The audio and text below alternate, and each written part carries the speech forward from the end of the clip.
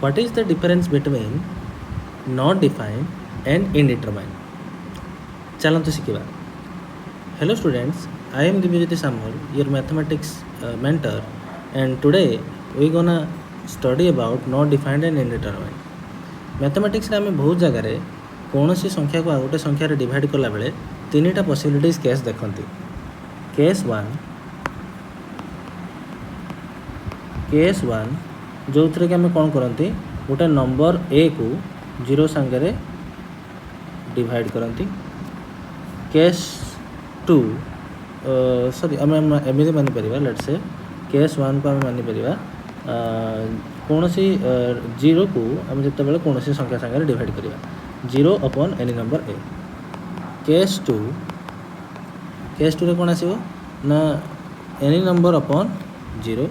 आ case 3 कौन आसो 0 upon 0.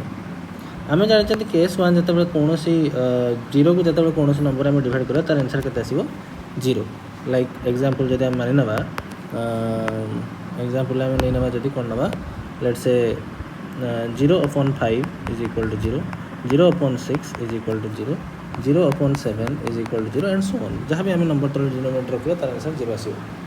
Case 2 रे आम देखा जब कौन सी नंबर उपर ए रहा डिवाइडेड अपॉन 0 ताको आम कौन कहती नॉट डिफाइंड.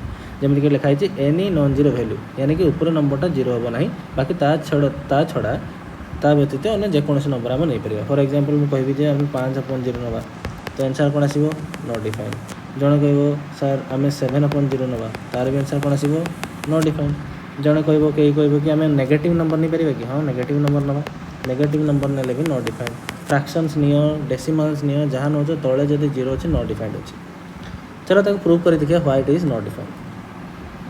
माने नियो मु गोटे नंबर नेली ए को मु कौन कली 0 सांगे डिवाइड कली. ए को मु कौन करदेली 0 सांगे डिवाइड करदेली. जितेबाला मु ए को 0 सांगे डिवाइड करुँची लेट से तार आंसर कौन आसू एक्स आसू. बर्तमान मु ये जो इक्वेशन रहा ये इक्वेशन को सॉल्व करी.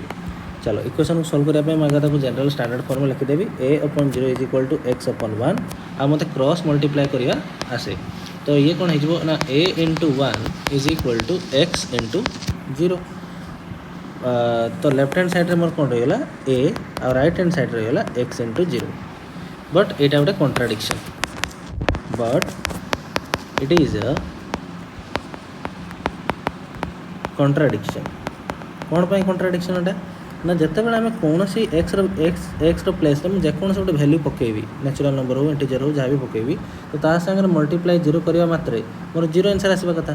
किंतु left hand side more actually answer अच्छी कौन ए एक्स इंटू 0 केतबेले भी ए सांगे सामान हो पार ना. एक्स इंटू 0 सर्वदा 0 सांगे सामान हम तो L H S R H S सामान है कि है. दैट्स वाई तुम एक्स जगह 1 पकाओ 1 इंटू 0 1 0 हम 2 इंटू 0 0 हम 3 इंटू 0 0 हम जहाँ पकेले आंसर कौन आसो 0 आसवा कथा. कि ये के answer as that's why it is not defined. आम ताको डिफाइन करें ना. अगेन इनडिटरमाइंड फॉर्म कहले आम जो 0 को 0 सांगे डिवाइड करवा से कौन हुए इनडिटरमाइंड फॉर्म जनरेट हुए.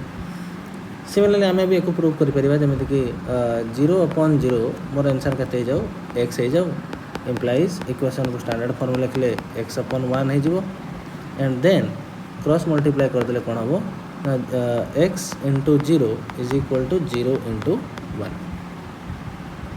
अच्छा ताहले एक्स इंटू 0 मोर आंसर 0 हम. तो बर्तमान क्वेश्चन होची for what value of x the above equation satisfies.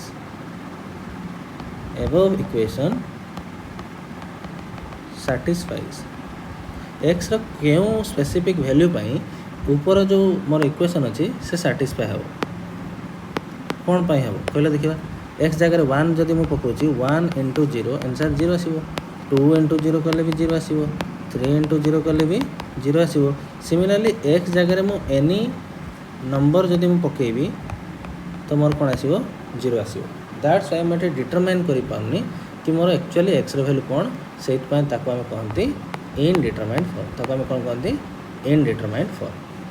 बुझीगला.